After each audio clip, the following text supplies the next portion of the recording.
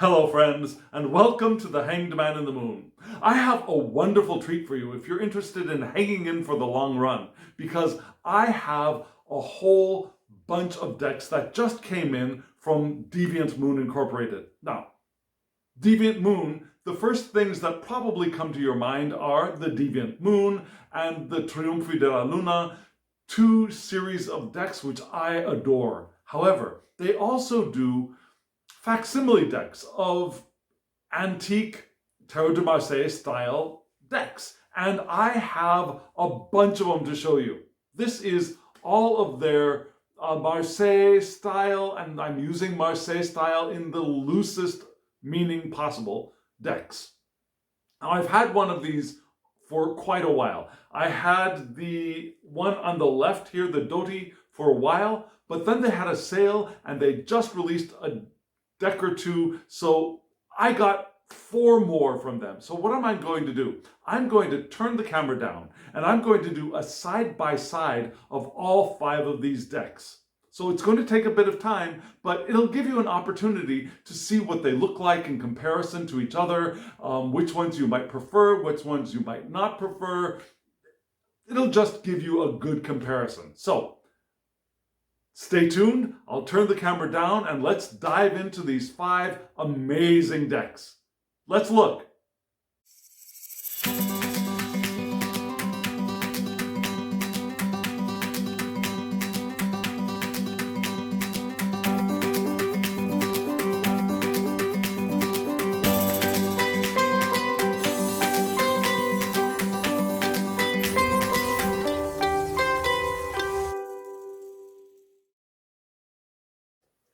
Well, friends, here we go. Just so you know, let me read out the titles and names of the cards from left to right and why I ordered them this way. So from the left, we have the Joseph-Henri Rocher Tarot de Marseille from 1816. These are in chronological order. Yeah, the Joseph-Henri Rocher Tarot is a Swiss deck, but we'll talk about that a little bit later in the video. This is the resurrected Kirchner-Besançon Tarot. Now, Besançon Tarot means that there should be Jupiter and Juno instead of, what do we call them? Instead of the High Priestess, the Popess and the Pope, right? And this deck is from 1850. So 1816, 1850. This is the François Georgin Epinal Tarot Revised from 1860. This is a Besançon style deck from Epinal in France. These two are French. This one is Swiss. This one is also Swiss. Oh, I'm sorry. The Epinal is from 1860. The revised Gassman Tarot Marseille is also from 1860. And this is a Swiss deck. 2 Swiss, 2 French, in Besançon style, one from Besançon, one from Epinal, and this one is an Italian deck from Lombardy from 1865. So we've got a broad range of decks, and you can also see that the sizes are different, right? So this is what we would consider a standard US Games playing card size card. So the Besançon is just a hair bigger than a standard playing US Games deck. The rest of them are going to be thinner, yeah, but the length of the Joseph-Henri Rocher is the same, but thinner. The Epinal Tarot is a little bit shorter and thinner, of course. The Gassman is also going to be, it's about the same length, but it is thinner than a US Games Tarot deck.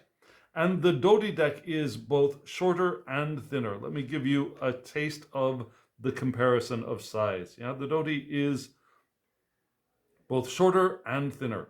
The smallest of the decks. But in a way, it's also the most crisp. Now, as far as card stock itself, it's not great. It's that waxy feel to a semi-gloss deck. It's got good flex to it. You can see that two of these decks have rounded corners. The other three have squared corners.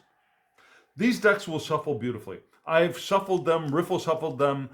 I have no worries about using these decks. They might not be as casino style as perhaps an artisan tarot deck, but they're easier to shuffle than a lot of the other facsimile decks and reproduced decks houses, because the paper is thin enough and flexible enough to give you a good riffle shuffle. So I'm pleased about that. They're very usable, is what I'm trying to say. And the cost is good. So, you know, you don't have to worry about preserving them so carefully as you might some perhaps $80 reproduction decks. So let's see. What are we going to do? These are all the title cards, which you just saw.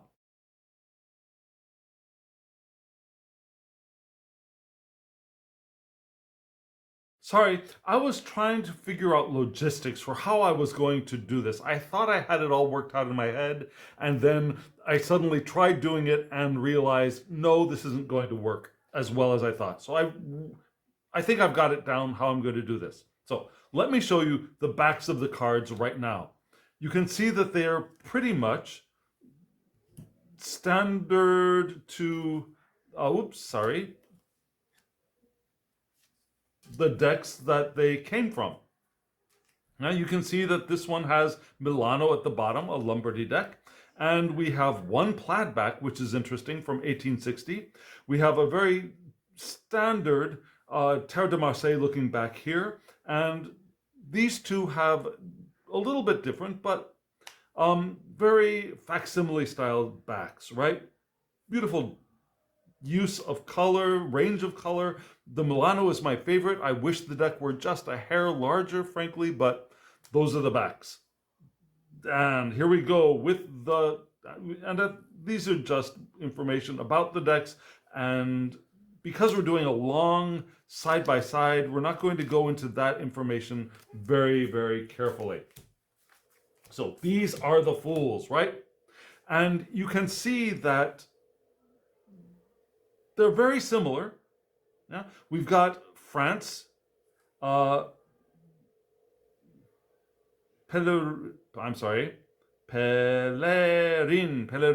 yeah, from the Epinal, the title. There are going to be titles here on the sides on a lot of the cards for the Epinal deck.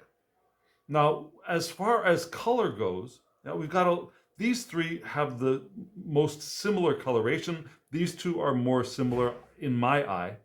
But as far as clarity goes, the Epinal and the Dodi, to me, are the clearest.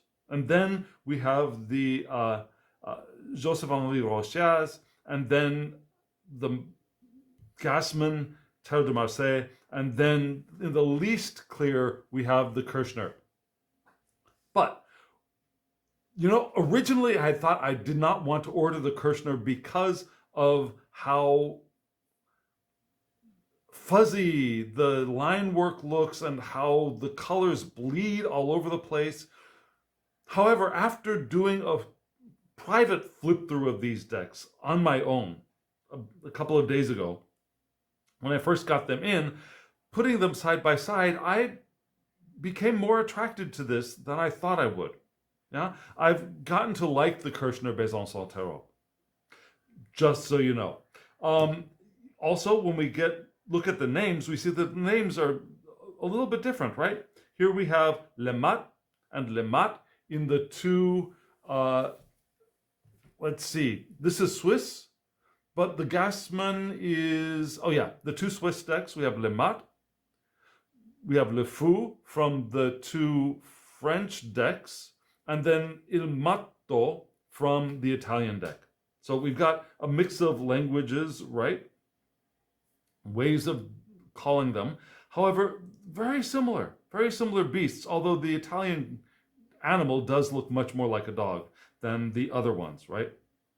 So, beautiful cards. I'm not going to go too much into what I see in these decks because, like I said, that would take way too much time. But Il Baillet Il Bagatelle for the Italian, Le Batelier.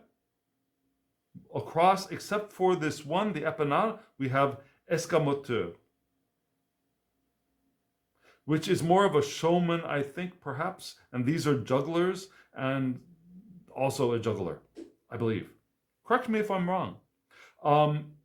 But you see how this card and this card, while the styles are definitely different, this line work, the table work, looks a lot more like, less like a wood print and more like perhaps a lithograph or some kind of other metal printing style to me.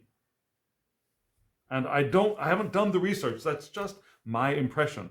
Now, here we have the Popes, right?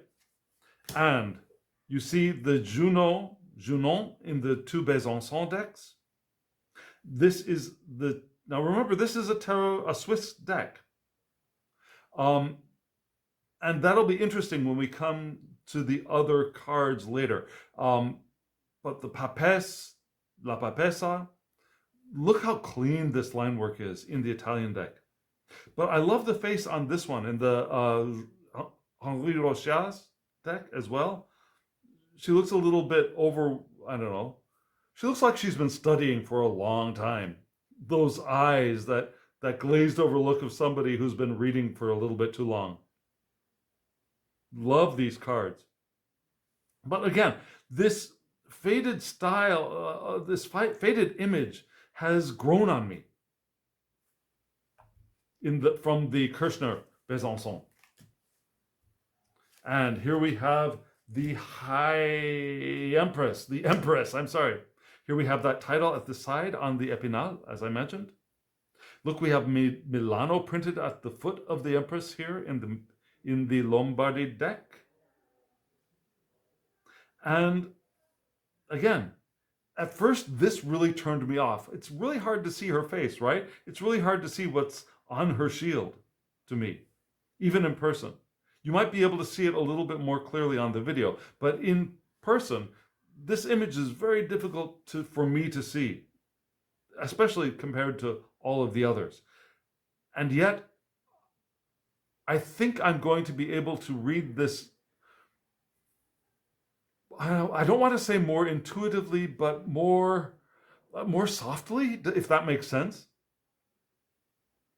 Love the clarity on this card, in this image though. Look at this table this reminds me of an Italian deck, even though it is French. And this one is also beautiful. Here we go with the Emperor, l'Empereur. And you'll notice in the Epinal, we have, again, this printing on the side, France,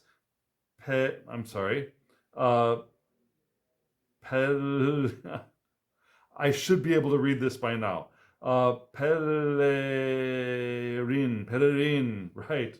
Okay. So, emperors, beautiful. Look at the clarity in this card and in this card. But a very interesting clarity in this card as well, yeah? Very, very interesting. Again, these two are both Swiss. Moving on to the Pope and Jupiter,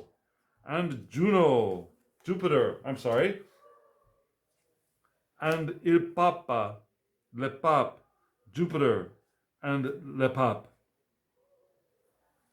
Love the bird down here. Very clear to see this eagle at the bottom. We've got the lightning rods in the hand.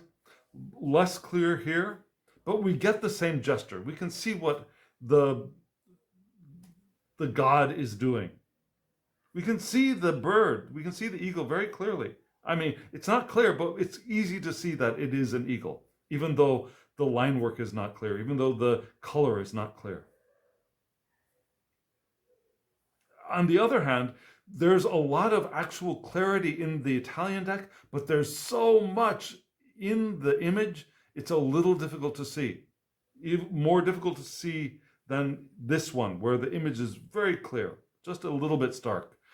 I mean, the clothes, this there's an extra person here, right? There's 1, 2, 3, 4. There are 4 people. One face, back of one head, an arm around this figure's back, 2 heads here. There are so many things in this very small card. Makes it a little bit more difficult to see than these.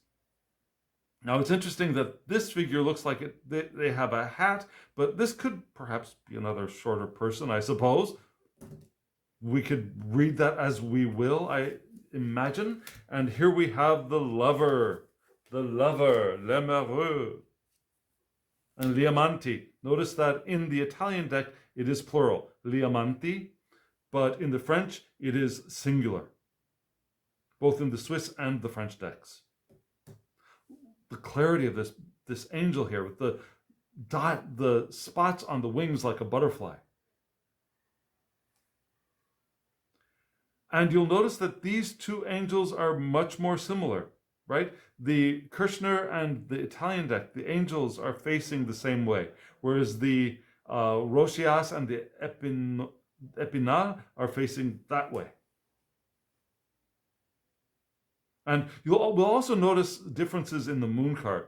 Now, see how difficult it is to see this figure in the center? Where is the top of their head? His head, probably the male. But I love this deck now. After looking at it for a while, after comparing it, it has its own special flavor. A very soft flavor. The Chariot across the board, except for Il Carro in the Italian. Beautiful cards. Yeah. Love the arches on the top of this Chariot here. We've got the shoulder pads on all except for the Italian deck. Yeah? The horses look much more real in the Italian deck, don't they? The proportions look much more correct for us.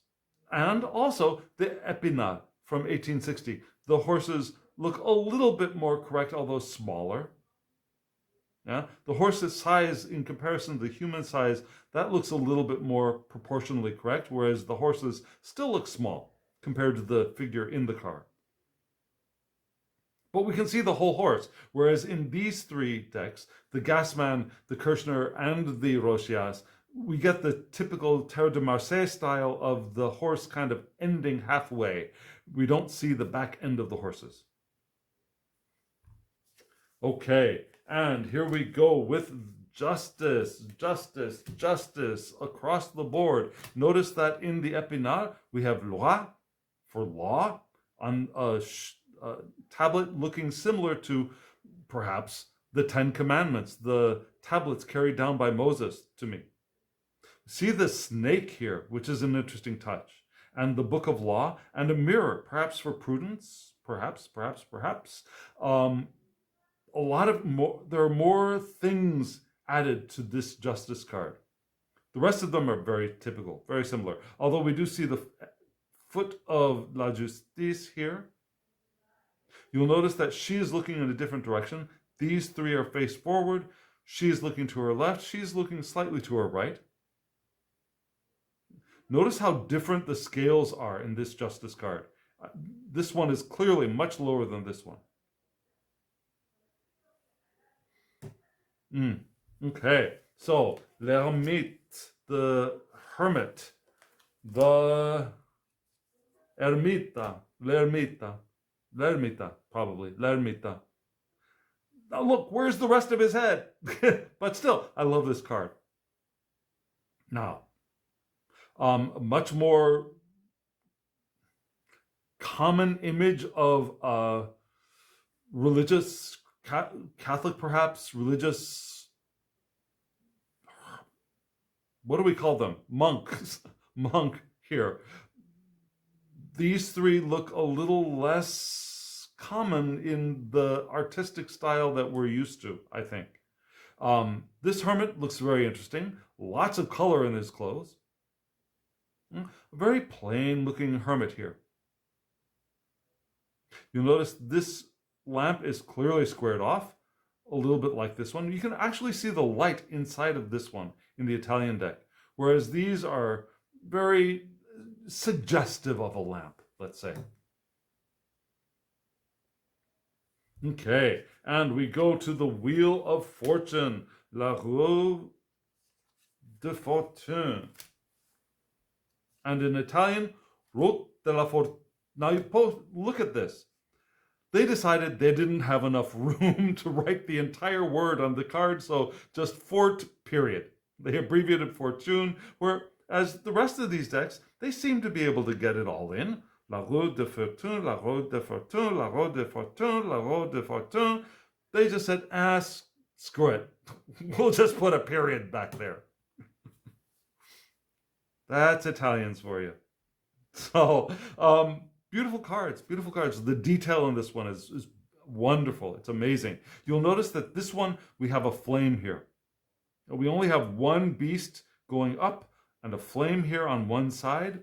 The bar, the axle of the wheel goes all the way across, whereas it gets cut off here. On the Epinal deck, we have a human figure and a rabbit figure, the typical figure at the top of the Wheel of Fortune. Although I just noticed that this human face has an animal butt. But you'll notice that the axle of this wheel goes all the way, or it looks to me like it goes all the way to the other side. So does this one in the Kirchner, whereas the Rochias and the Gassman, it's clear that there's a blank spot where the axle should be going through. Okay, we'll also notice a couple of things with numbering as we go through this, just as a little bit of a what? Things to come. La Force, La Force, La Force, La Force. Look at her. She's just beautifully drawn. And so is, to me, actually, this looks like a man. This could be a man. This could be a woman. Very androgynous to me. The face looks masculine to me. The body posture looks more masculine than the others. Clearly a woman, clearly a woman, clearly a woman, definitely a woman. This figure could be masculine to me. I love the feet shown here and here, but especially here. I think this is my favorite force card of all of them. Here we go with one of my two favorite cards in all decks, the Hanged Man, Le Pendule, La Peso. Look at his teeny tiny feet in the Rochias deck. Yeah? Love this. Now it's interesting that in the Gassman, it doesn't exactly look like trees. It looks like the door of a building to me. Whereas these clearly look like raw branches being cut off in the other decks. But the Gassman, this always looks like it's a doorway with a frame. Now, this is Swiss. This is Swiss. This is Swiss, but it really does have a very French style to it. More of a Marseille style. This has more of the Swiss style to me. Okay, here we go with, now you'll see, card 13, right? One of them actually has a name on it. Isn't that funny? Here we have La Morte. Right there. So the Rochias deck has the name on it. The rest of them, and also does the Italian deck. But instead of Mort, it's equality. Yeah? Uguaglianza, equality. Yeah? Death comes for all equally, is what I think this was trying to say. But the three central decks have no words on them at all. Look, I love the way this figure looks like a very realistic, fairly realistic skeleton. This looks like a realistic skeleton. But I mean, the top is kind of truncated, but the grin looks funnier on this one. It really looks like a grinning skeleton to me. Kind of goofy grin. Especially because of the posture, I think. Interesting. Very interesting, isn't it? And here we go with Temperance. The Temperance. Oh, I'm sorry. Took off one too many. Okay, so Temperance. Yeah, lady, 2 pots of water, all very similar. These wings are different, right? They're much more rounded. Actually, I wanted to say something about wings in another card. What was that? Let me see if I can quickly find it. No. Ah, yes, Justice. Justice here, I forgot to mention. Looks like she's got wings, doesn't she? Let me pull out the second clearest one from here.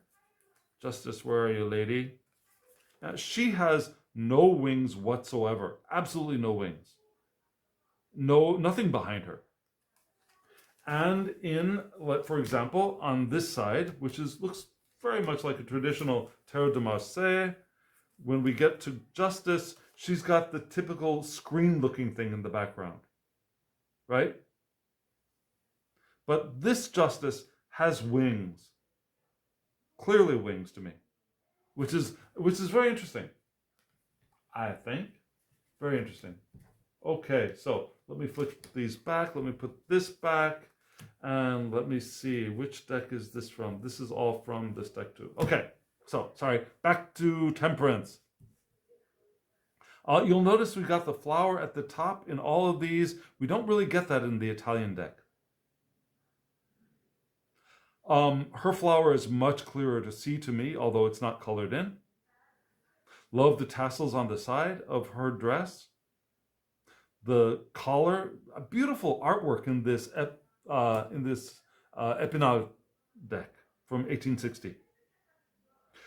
Notice how the water from here to here in the Rochias and in the Gassman, two Swiss decks. This reminds me a little bit of that energy flowing in the Maison Dieu. And maybe I'll hold this aside for that. But let's look at the devil. I'm the devil. Never mind, I'm not going to quote the rest of it from, what is that movie?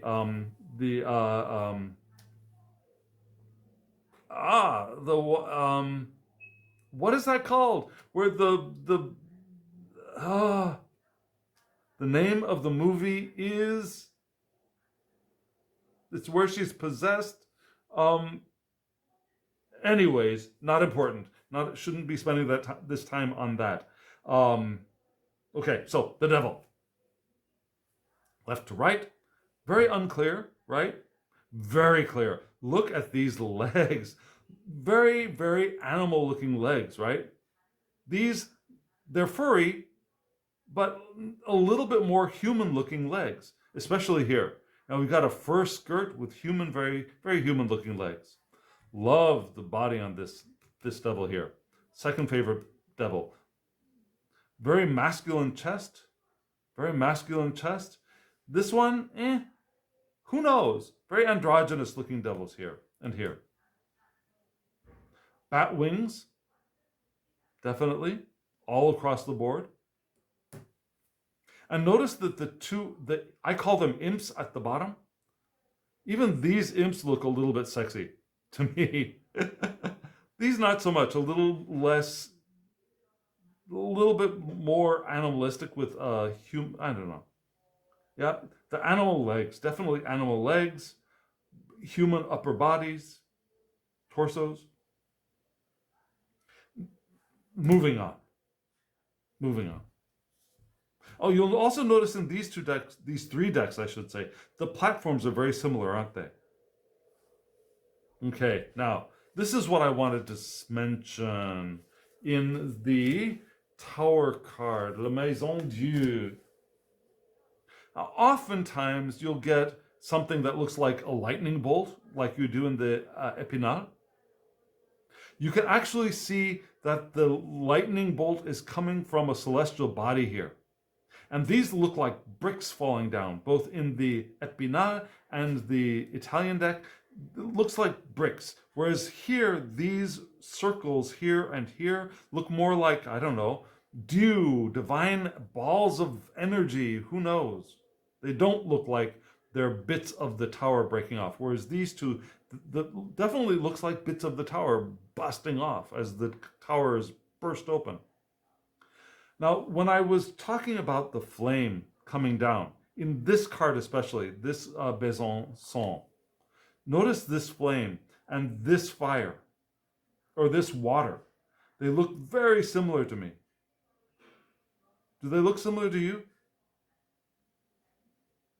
And here as well. It's very interesting. Very interesting to me. Okay, so towers across the board. You'll notice that here we definitely have windows that could be about the size of a human. The proportions in this deck are a lot more expected, you might say. I don't know. Notice the body at the base of the tower definitely looks like they have fallen from above. Whereas these figures look like they could be escaping from the bottom of the tower to me. Falling, falling, falling, falling, maybe escaping, maybe escaping. I actually prefer this presentation of the figure in the back better than this one. It gives more of a possibility of escaping the burning building, the collapsing building, right? Okay, so here we go with L'Étoile, the star across the board. Beautiful cards, beautiful cards. Love them. Interesting face here, right? These three, very typical Marseille style presentations, much more realistic and even more realistic here. Notice these stars. Now, again, these two are from the same country, these two are from the same country, but these stars look very, very different, and the line work in the sky.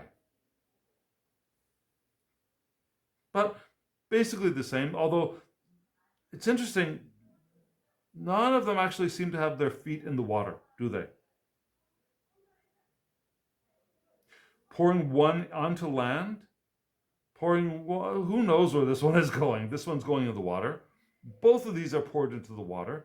Here we have one in the water, one on land, and here again we have both vessels being poured into the water.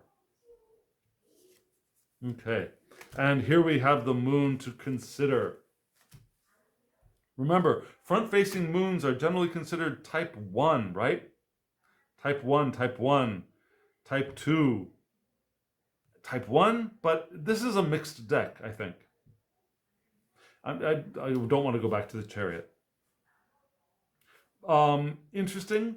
Yeah, this looks like a very normal looking crustacean. Especially a little large compared to the dogs. These dogs look very real. These dogs look very real. This crustacean, this lobster, looks a little large compared to those, but much more realistic looking than these three. And this being the most realistic, I think, of the five. Look at the clouds in the sky. Now the clouds are here as well, but these clouds look a lot more realistic to me. And the flower here at the base. We don't get much flora in the rest of the decks, do we? We only get the flames or whatever it is coming down from the moon in these two decks, right? The Gassman, which is Swiss, and the Rochas, which is Swiss. Okay, and here comes the sun, da da da da. Here comes the sun, and I say, it's all right. Okay, so, l'Étoile, le sol. Male and female, clearly female form here to me. Yeah, this sun is just gorgeous. This one looks so happy. I love the smile on this face. Even happier than a Mona Lisa smile. Love that these two, their hands are joined. This one looks like he's listening to the other, or perhaps the call of a bird. This deck and this deck and this deck are the two are interacting in a more common way. Although it's hard to tell This is this guy's arm, so is this guy's arm going around this one's back? I suppose so, in the two Swiss decks. This guy's arm seems to end a little bit short, but that's okay. Love the clothes in this one. The outfits of the two youngsters under the sun. Lovely outfits. And here we have Judgment, Le Jugement. Here we go. Okay, so Judgment, beautiful. Don't have much to say about the Judgment card.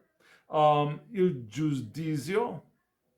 Oh, I do have something to say. You'll notice that in this card, it's really clear that all three of these beings are coming up out of coffins. It's clear that this being is coming up from a coffin in the rest, but these two are not necessarily coming up from the grave. They could just be observing this figure coming out of this coffin, right? They could just be observing and praying for this figure coming out of the coffin. Here, we definitely have all three coming out.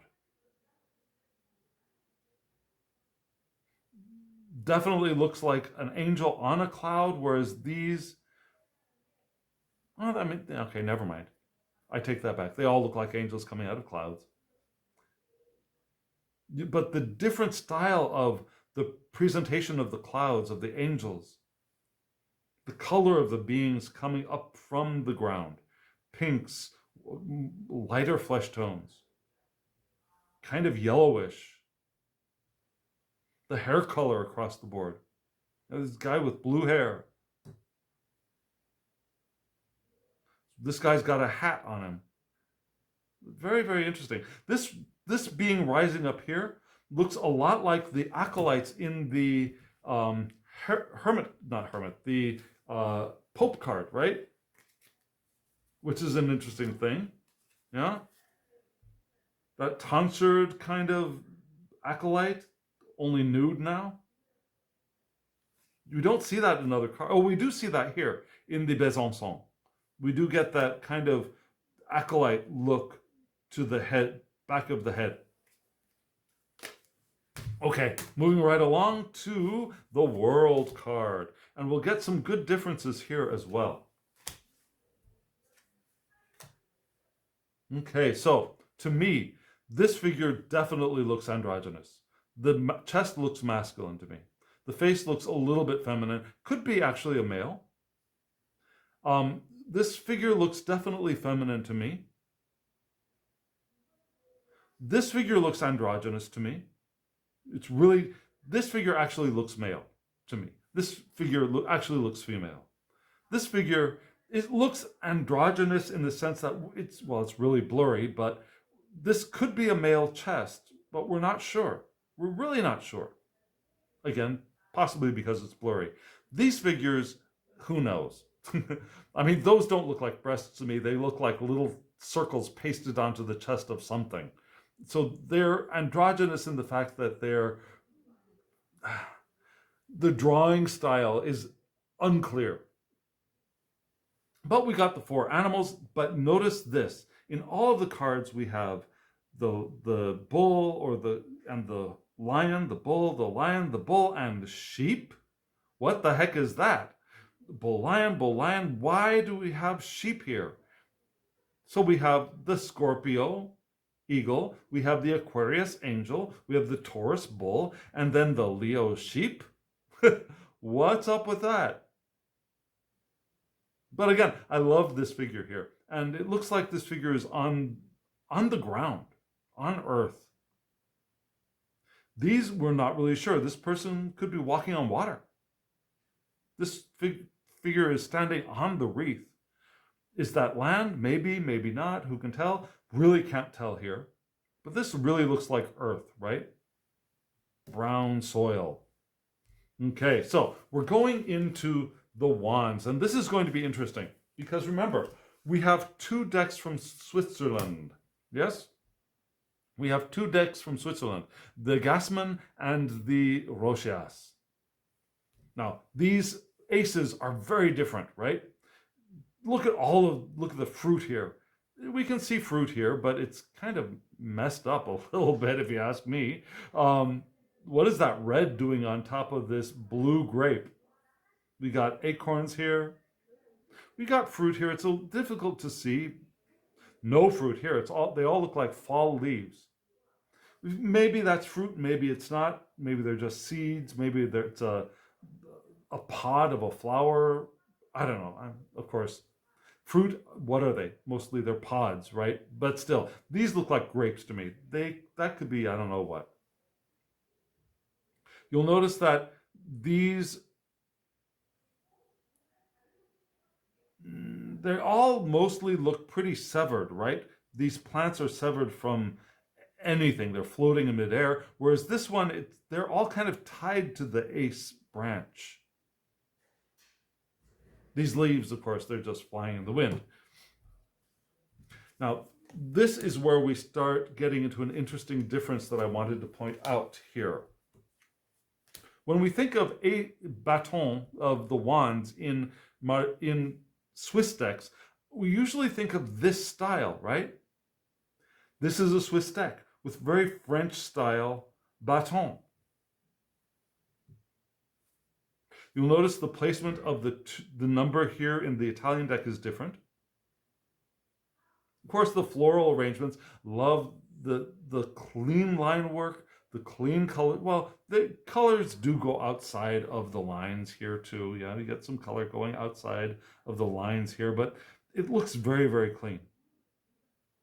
And very diverse compared to, for example, these two decks from Switzerland, or even this deck. The Three of Wands. Threes, threes, threes, threes. So beautiful. These wands become very thin. These do not. Although, notice the central hand grasp, I would imagine, the handle where you would hold this baton here is very, it looks like there's this metal pole running through this wand that has a lot of stuff at the heavy ends for swinging and something thinner at the center to hold with your hands. Does that make sense? And here we go with the fours. You'll notice that all of the fours, I believe, are additive rather than subtractive. Yeah, it's 4 lines instead of a V and an I. I'm sorry, an I and a V. Beautiful, beautiful decks. Now notice this wand becomes a little bit different. Yeah, we had a very French-looking wand top here, and then it starts to get a little fancier. And here we go with the fives, one of my favorite cards, the Five of Wands. And it maintains that fancy design here in the épinal. The Six of Wands. And do you notice it? Do you see it? Do you see it? One of these things is not like the other, right? This one, the Kirchner, the number is back-asswards. It should be VI, right? VI, VI, IV. So the Kirchner numbers are going to be a little wonkier than the other decks. But that's kind of cute, right? Somebody messed up, but that's okay. We can count the wands. We don't need to count we don't need the numbers all that much. Also here, yeah, IIV instead of VII. And you notice how small these wands look. They look thinner and longer in this Swiss deck, whereas this looks more, again, like a French wand card. Okay, here we go with the Eight of Wands. Again, additive across the board. I'm sorry, no, it's the 9 that we need to check. Here the number is correct, VIII, right? It's only the 6 and the 7 that were wonky in the wands for this deck. But you notice that here it goes wonky in the Gassman. Yeah, the Gassman was fine until now. VII, VI, Oh, the 4 is additive, yeah. But here, the Gassman goes quirky. Yeah, IV. And the additional artwork, the filigree, uh, the yeah, this bit. What do I want to call that? The tops are fancier here, right? They're still fancier here, but they get a little bit less fancy as we get nearer the 10s. And here we go with the 9s, right? And you'll notice that they're all additive. You'll notice that they are all in the correct order. Now this, we don't see the split of the 2 central wands as, well, that is not, I'm sorry. Sorry, never mind, erase. Moving on to the 10, where we will see a split in the central wands. There we go. That's what I was talking about. Okay, so here we go. The 10s. Beautiful deck. Beautiful, beautiful decks. Now, remember how I was complaining about the fuzziness of the Kirchner for the major arcana? In the minor arcana, that fuzziness isn't so much of a problem. It's less of a problem. Okay, now, because look, here, that's clear enough, right? For the Page of Wands. It's clear enough to see.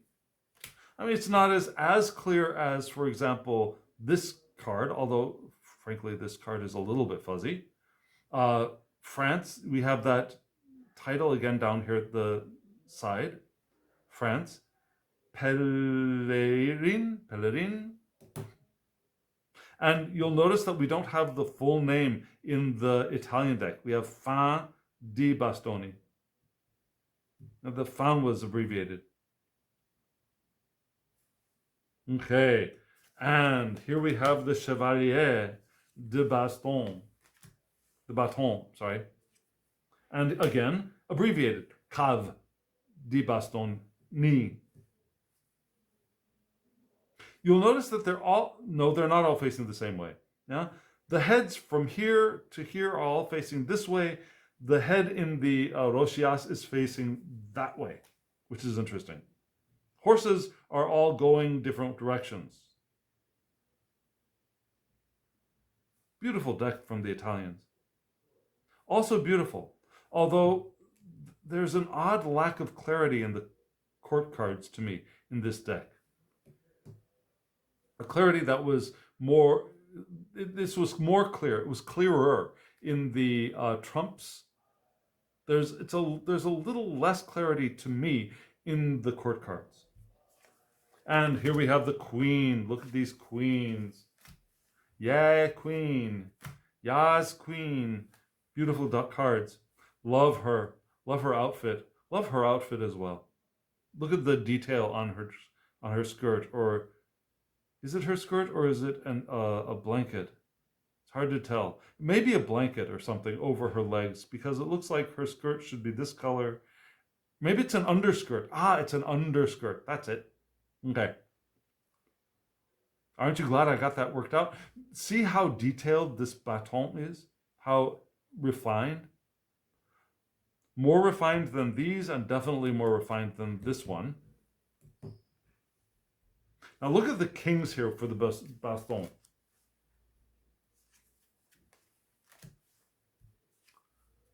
Notice how the king usually has the most refined looking wand for their use, except in the Italian deck. In the Re de Bastoni, it turns back into a club, doesn't it?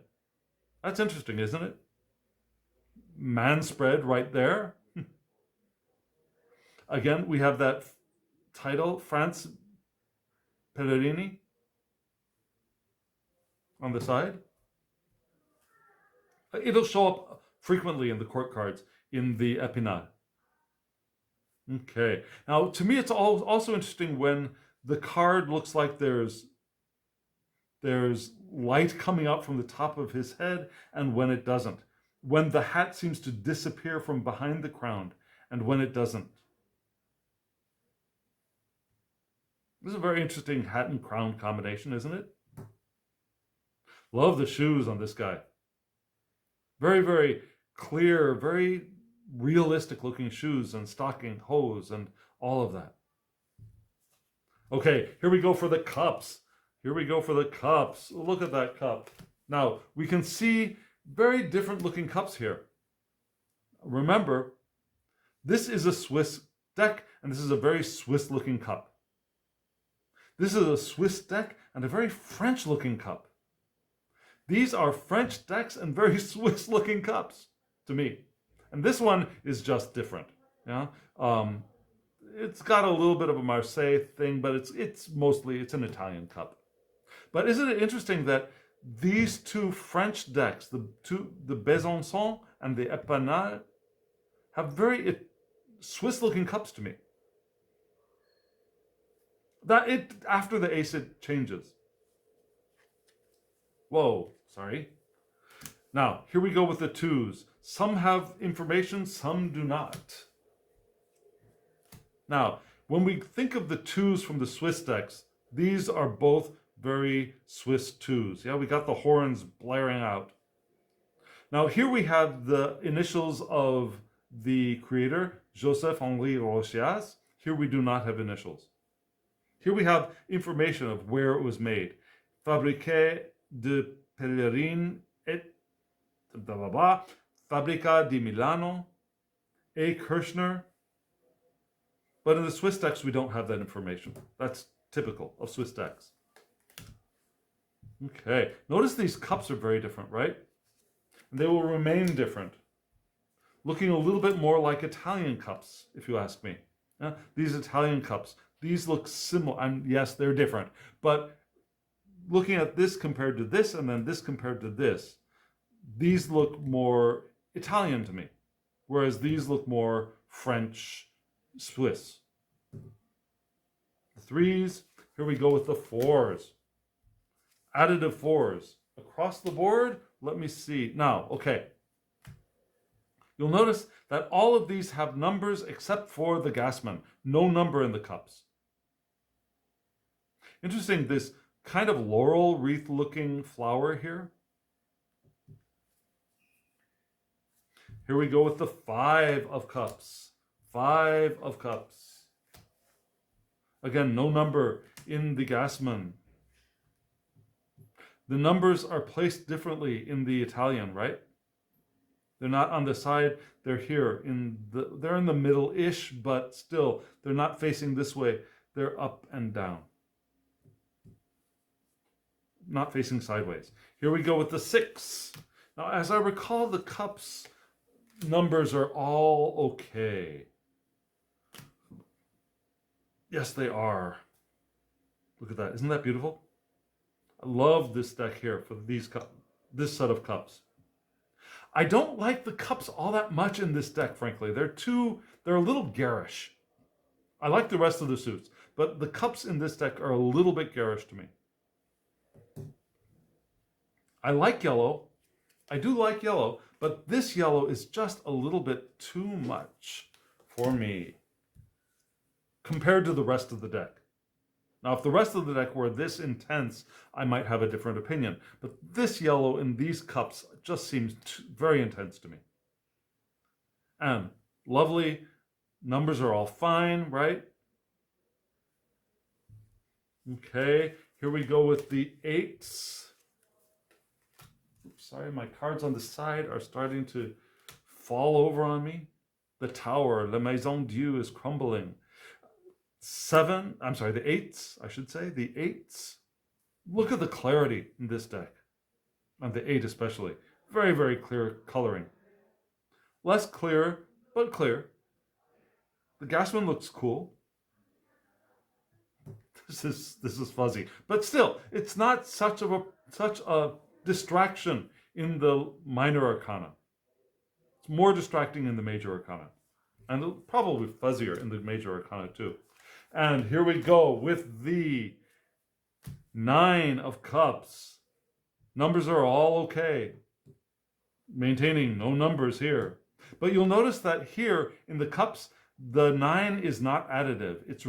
It's subtractive. Yeah, it's an IX instead of V I. Right? In the other nines, so far, the other 9, it was still additive for the wands. Right? This 9 was additive.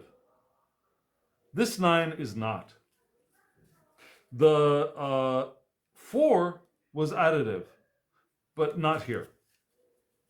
So it's interesting, that choice of maybe they just decided, oh, we don't have the space. Let's just do it the other way. And let's go to the 10s. The 10s. The top cups are all facing different directions. Well, left to right. So right, left, left. Yeah? Very interesting. Very, very interesting. And we move on to the Valet de Coupe, the Page of Cups. And you'll notice in the Épinal, we have the little title at the side.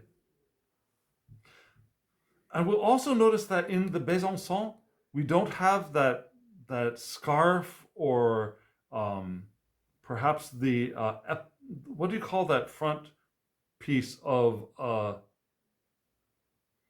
So when somebody wears this kind of clothes and there's a panel that goes in the front and back, maybe it's not a scapular. Anyways, the front panel of their clothes covers the cup in these two decks, is trying to cover the cup in this deck, is inside of the cup in this deck, and he's not even bothering with it in the Casman, right? So, never mind.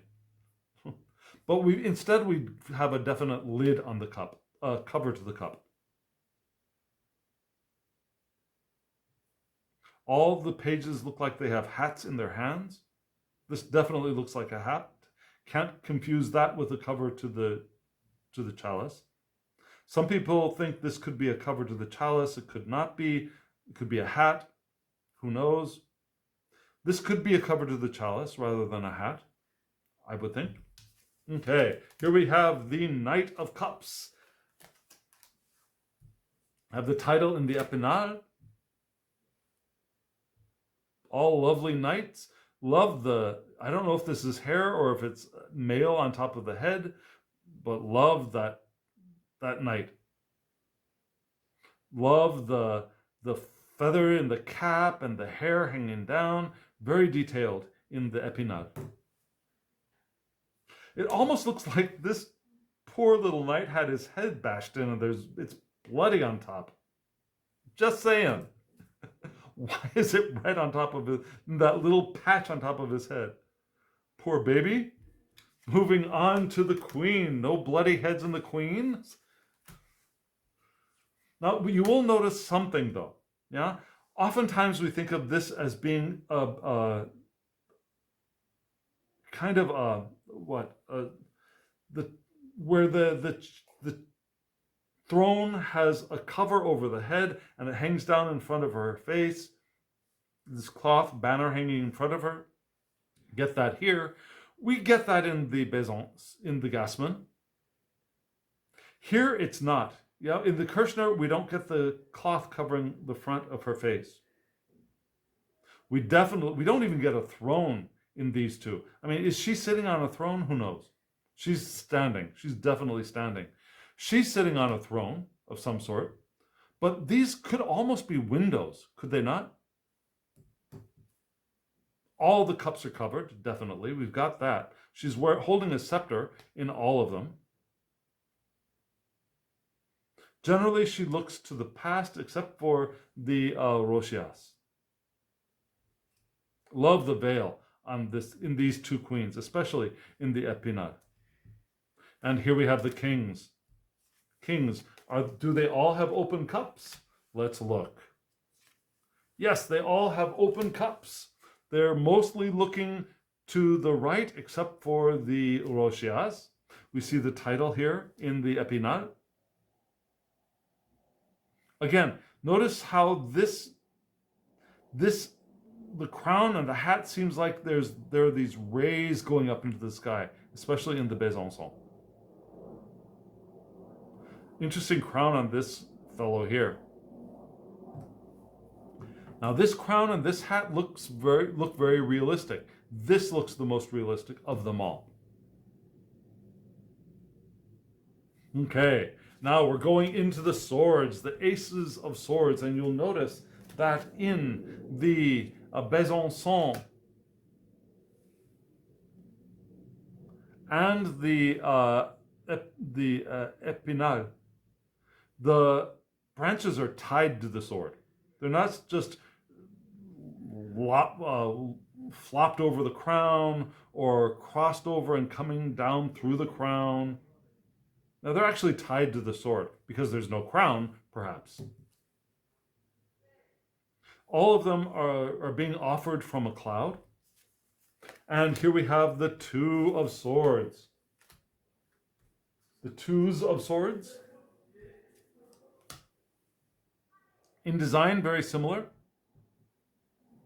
But you'll notice that there are two handles here. Very clear handles. Here we have a handle at the bottom and what could be a kind of blade at the top in the Gassman, which is not here in this Swiss deck.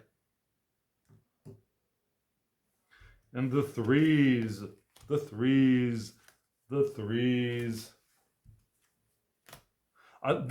These two things look like shields to me, in a way. These look like wall decorations, but these look a little bit like little shields. Or decorative shields, perhaps. These just look like decoration to me.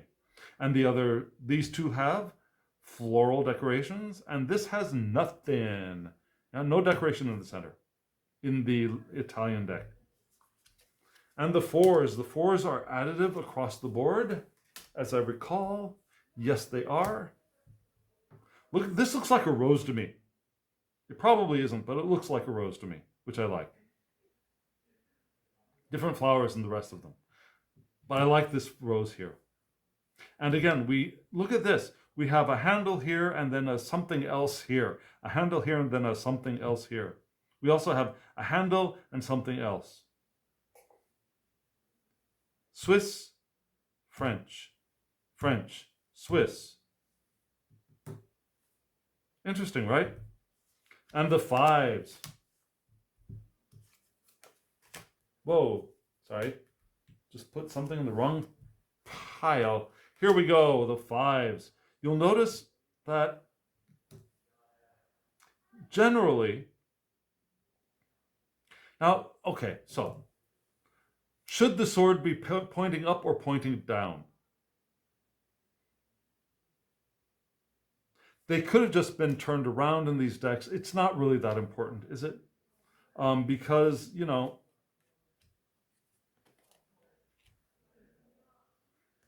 well, we'll see. We'll see in the decks, in the cards coming up. So let me put these up here for now. Let me put the fives up here so that we can take a look at the sevens and see which direction the swords are pointing. So here we have the sixes, beautiful. And again in the the Kirchner, the numbers are wonky. IV instead of VI. So the wands and the swords, the numbers are funky.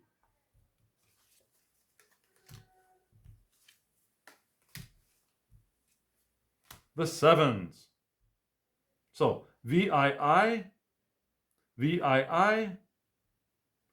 IIV. Again, wonky, and I would say that this card was probably flipped upside down. So that this 5 should have been like this. However, this looks clearly to me to be... Nope. Okay, so no. They're all pointing up. I'm sorry. The cards were flipped upside down in the deck. So here we go. That answers my question. Let me put these back where they belong. Just a moment. Okay, so here we have the 5, goodbye. The sevens, but again we have VII in the Kirchner. Again, that's cute. I think that's cute. I like that. There's a deck that I love, another called the Spacious Tarot, not Continental Tarot or a Marseille Tarot. It's definitely based on the Rider-Waite-Smith, but the first production of it, the Three of Pentacles was misspelled, and it was called the Three of Pentacles. And I love that deck because of it. They published a replacement card for that one, a correction card, but I love the original mistake. I love that kind of thing. And so I also like this deck because of its quirky numbers. But you'll see here in the 8, the order is correct. Okay, here we have the 9s. And again, we've got that shield here, right? Which is kind of cool. The 9s, the 9s, the 9s. This decoration here on the side of this, these blue dots, let's just say it, the blue dots instead of the red, blue beads instead of the red beads. It's a nice touch. I like that.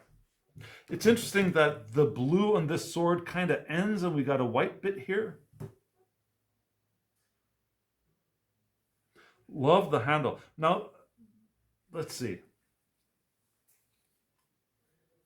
It happened before. Now the central sword comes out, the handle of the central sword is in front of the other swords here, right? Just a little bit. It's sticking out in front, but here it's completely in front, which is interesting because we don't really see that in the other cards. Now the handles are all inside. Here it's a big sword going from the bottom to the top. And here the number on the 9 is subtractive rather than additive in the Italian deck. See that? Okay. And here we go with the 10s. Beautiful, beautiful, beautiful, beautiful. I'm assuming that this is upside down. As well as this one is probably upside down. As is this one. No, yes, this one is also upside. No? Okay, so this is right side up. Milano.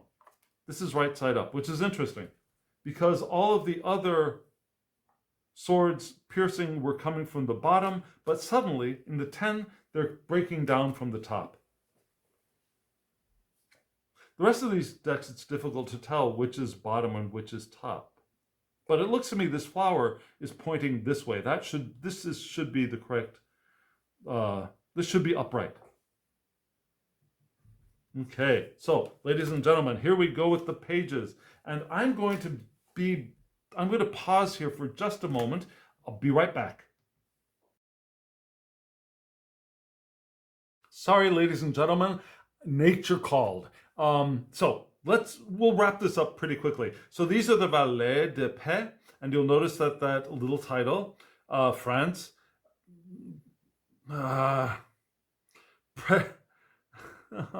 Okay, well, I've said it before. You know what it means. Okay, so moving on to the valets. Love the clothes in this one.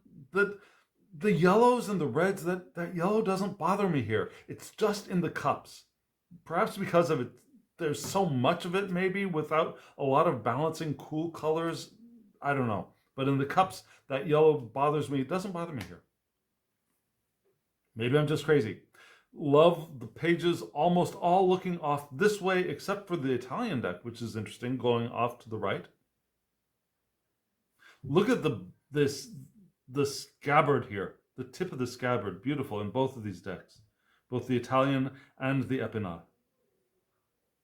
The detail. Love the plume and the hat and the red, perhaps brooch pinning it up. There's a plume here with a little bitty plume and a little bitty brooch, I guess, attaching it to the hat, but much more flamboyant, much more elegant looking plume in the Epinal. And here we have the Chevalier. And you notice that all of the long things in the Italian deck, they're all abbreviated, yeah? Cave di Spade. Chevalier de Paix, Chevalier de Paix, Chevalier de Paix, Chevalier de Spey. So we got a little bit of a spelling thing going on here in the Rochas, but we got the full name in all of them except for the Italians. Again, the knights. I like the knights in this deck. The helmet here with the hair coming out, the face, the very youthful, pretty looking face. Youthful but less pretty looking face, looking more like looking a little bit British almost. But anyways, the knights in the other decks look a little bit more knightly. This looks more like a very pretty page, like a page on a horse, almost. Okay, so knights are all facing different directions, aren't they? We've got horses going this way, we've got horses going this way, we've got horses going this way, but looking that way. Very interesting. Okay, and the queen, I love the Queen of Swords. Look at her. Look at the queen in the Epinal. She is just magnificently regal. And it's interesting, she's holding a kerchief, right? For some people, not for me, the Queen of Swords is the queen of widowhood. She's the sad queen. I don't see her as sad. I see her as powerful, as able to get the work done. The Queen of Swords from, what is the name of that deck? It's another Italian deck, and it has the queen basically holding a bag with what we assume is probably a severed head. And we see a body in the background, with a headless body lying inside of a tent. And the name of that deck is escaping me now. I've used it recently. Anyways, she is my epitome of a Queen of Swords. Not that I think of all queens as murderous, but she's going to do what needs to be done. She'll take care of business, whatever that it means. She's not going to sit there and cry about it, is what I'm saying, you know? She might shed tears later, and maybe she will later. Maybe she has come back from beheading somebody. Who knows? But I don't see her as the widow, the sad one. I see her as a powerful one. That's how I see the Queen of Swords. Okay, moving on to the King of Swords. Often a more youthful king, but not so much in the Epinal, yeah? A little bit older looking because of the beard. Lovely crown with the feathers coming out of the top. Hose, look at the shoes, wonderful shoes. Look at the itty bitty feet here in this king from the Rochas. Nice. The original card was apparently damaged. Water damage, it looks like, I suppose. So, because this is a facsimile, it shows up here as well. Lovely figure. Very youthful looking face. Of the four, this guy looks the most kingly to me. Okay, so the most regal. Ooh, I just messed that up. Okay, so let me get it unmessed up. Let's see, here we go. Here's our ace. Get the king off of there. Get the red off of there. And we have the ace of coins. Look at that. All lovely. Now, here in the Italian deck, we have Edoardo Dotti Milano. We have the name. The rest of the decks, no. Love the colors in this deck. Bright, and yet, except for the cups, not overly garish. I'm just going to rag on the cups from the Epinal deck, aren't I? Okay, so that was the ace. Here we go with the twos, and you'll see that there's a difference in the twos. See, we have the Edoardo Dotti Milano here, and then no information in the two. Generally, in Tarot de Marseille, we have the information of the printer on the two. You'll see in the two Swiss decks, we do not have that. I'm sorry, what am I saying? Wait a second. Okay, so Swiss deck. Joseph-Henri Rochas, fabricant à Neuchâtel, 1816, Neuchâtel, Swiss. The Gassman is Swiss. Oh, I'm sorry. I need to take this off. The Gassman is Swiss. This is Swiss. The Swiss cards, interestingly, to have that French tradition of putting the name of the printer and the location. Here we have Cartier à Geneva, Neuchâtel, Swiss. These two are French, no information. That's interesting. That's very interesting. Besançon and Épinal, very close in proximity, physical proximity. Besançon, France, and Épinal, France are in close proximity to each other. So maybe that has something to do with it. And here we have the threes. Look at those threes.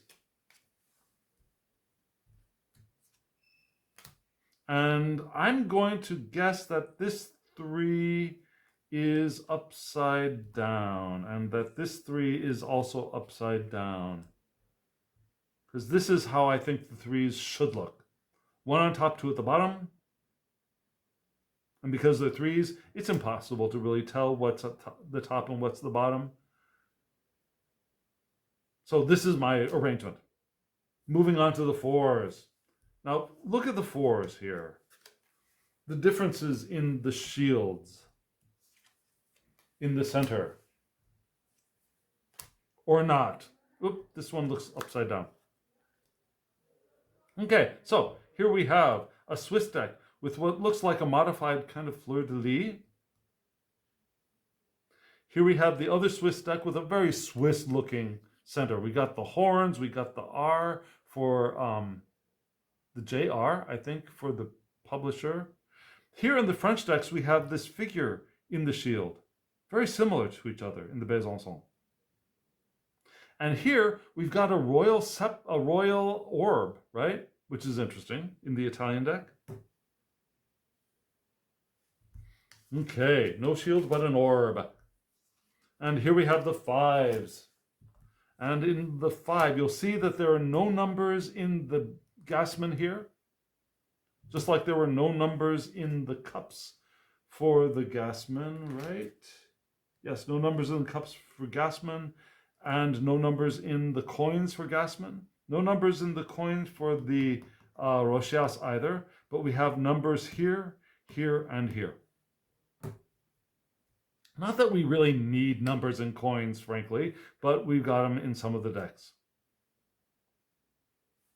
And here we have the 6s. Let's look at number order.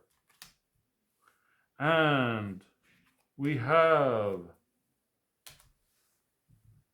the numbers are messed up again. IV instead of VI here in the Kirchner. So even where they didn't need the number, they got it, and they got it screwed up. And the 6s, that was the 6. I'm sorry, that was the 6. Very similar. And we'll move on to the 7s. And I think I want to reverse this 7 because, yes, should these two, or I'm going to reverse them, put them this way, because this is the way I think they should be. 3 on the top, 4 on the bottom. And we'll see IV, yep, the numbers are screwed up on the Kirchner here too. Now the yellow and red doesn't bother me on the coins, it's just the cups. It's just the cups that bother me a little bit. Okay, so here we have the 8s. Now that's interesting to me. What is interesting?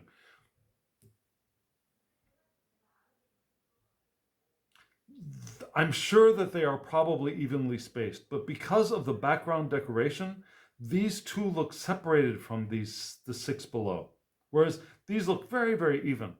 Now these look like they're split into 4 and 4, right? And these actually look like they're split into 4 and 4. Well, they're similar to each other. Okay, no, they don't look. These are definitely split into 4 and 4. These look very even for the 8. These look like they're split into 4 and 4. The Italian and the Epinal. But this looks like it's split into 2 and 6 to me for some reason, and I can't tell you why. And yes, the 8, the numbers are a little bit wonky in the Kirchner. Let's look at the 9s. 9s are additive where they exist. And you'll see that here they are additive as well. Some of the 9s are additive here and some of them are subtractive in the Italian deck. And wow, look, even here, III. Even the 9s are wonky in this deck for the coins. The other 9s were okay as far as I recall, right? The 9 of the, for example, the, the 9 for the wands was right. The 9 for the cups was correct. The 9 for the swords, I think, was also correct. Yep. It's only in the coins here in the Kirchner that even the 9s are wonky. Interesting.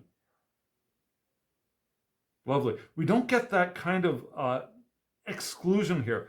There's a trend in most Tarot de Marseille style decks to have that one in the 9, have that one coin kind of separated out by the floral decorations, right? This one is separated out. This one's separated out, separated out, separated out. Here we don't have that separation in the Italian deck. And the 10s of coins. No way you can mess up that number. If it exists, no number here, but the rest of them, you can't mess up an X. All very similar. The Italian deck is really sparse for additional decorations in the coins suit, right? The rest of them are very similar. The detail in this deck is, of course, as usual, the best to me. And looking very Italian to me, even though it is a French deck. And here we go with the courts for the coins, the page. Now, in some of these cards, you'll see that the title for the page, the Valet de Denier, is here on the side. Here on the side. For the 2 Swiss decks, actually, right? 2 French decks, we have the title at the bottom, although we do have that French Pèlerin. And here in the Italian deck, we have it abbreviated Fan de Denari. Danari. We don't have the coin on the ground in the Epinal. We only have the one in the hand. And he's holding a walking stick. Very, very fancy, dapper looking page. But no coins on the ground. Coin on the ground, coin on the ground, coin on the ground. Even the Italian deck has the coin on the ground. And, I'm sorry, I shouldn't do it that way. The Knights. The Knights. We're losing traction on the bottom because we only have a few more cards left. Here we have the Knights. This is a pretty old-looking knight, isn't he? The beard. A little bit wrinkle on the corner of the eyes. This knight has a little bit of a mouche, a fake beauty mark on the face, which is interesting. A much more beautiful looking knight with no markings on the face. Is that on the card? Yep, that's in the card. Okay. That little dot right there. I thought I might have pasted something on there by mistake, but nope. No food. Not a coffee stain. That's in the card. Now this one court card is very difficult to see. Compared to the other court cards, they're a little difficult, but not as difficult as the majors. This one, to me, is the most difficult of the court cards to actually see what I'm actually looking at. Okay, knights all going different directions, horses going different directions, looking different directions. None of these horses are looking back, which is interesting. And it's also interesting that this horse is not really going left or right, but kind of coming out towards us in both of the Swiss decks. The title at the side. I should have been calling it just the text on the side, right? Not the title, the text on the side. I hope that hasn't bothered you all the way through. Here we go with the Queens of Coins. More text on the side. She's standing in front of her throne. This is the first queen that actually has a throne, I think. And she's still standing, but she's got the throne. Most of them looking off to the left, except for this queen looking to the right. Look at the headdress on this queen. Very interesting. Lovely, lovely queens. Love the veils on these queens in the Epinal deck. Lovely, lovely, lovely. And here we go with the Kings of Coins. The last cards in the deck. Lovely. Look at that king. I love him. And what's this? Is that his hat going up on the side? I don't think so. What is that? I don't know. Like mostly body to the left, head facing right, except for this guy. The Rochias is always a little bit off on their own. Love the filigree here at the base of the throne. Looks like a crown here at the base on the floor, doesn't it? This king has his crown down on the floor. I wonder why he did that. Beautiful. These are beautiful decks, aren't they? Lovely, lovely decks. Now, we've got an extra card here. I'm not really sure why we have another card here. But there's an extra card in the Kirchner-Besançon. Don't get surprised if you see that. So what do you think? Do you like any or all of them? Would you order one or several of them? Let me know in the comments below. Tell me what you think. Which of these do you like? I like them all in their own way. I love the Italian deck for the kind of line work, although this line work is a little bit thicker than some line work for other Italian decks. I love the line work and the coloration of the Francois, the Epinal, although again, the cups, the yellow in the cups is a little bit much for me. I love the Besançon. I love the Besançon Junos and Jupiters, beautiful. But I also like the Gassman, and I'm glad I have this one. I have another Gassman by Yves Renaud, which I love that one. It's cleaned up, it's very clear. This one is brownish and darker, but I love it as well. I'm really glad that I got it. And the price, you couldn't beat the price. And the Rochias is nice. The Kirchner, like I said, I didn't like it. I ordered it. I was thinking, do you really want to order this? Do you really want to order this? As I ordered it, but because I was getting 3, I figured, I might as well toss it in with the bunch. It was on sale. I'll just get it, and I'm really glad I got it now because it's going to give me a different quality of read, I think. Again, there's a softer quality to it. There's a less distinct quality that sometimes can be beneficial, I think. So, what do you think? Which do you like? Let me know in the comments below. If you're still with me, hit the thumbs up button so that YouTube knows that you and other people might like this as well. If you are interested in a reading from me, my email address will be below. Shoot me an email and we can get you a reading with one of these decks or anything, a Rider-Waite-Smith, a Thoth deck, your choice. Let me know. And friends, comment below. I would really, really love to hear from you. And as always, now and always, I wish you love, joy, well-being, and pure awareness. Thank you.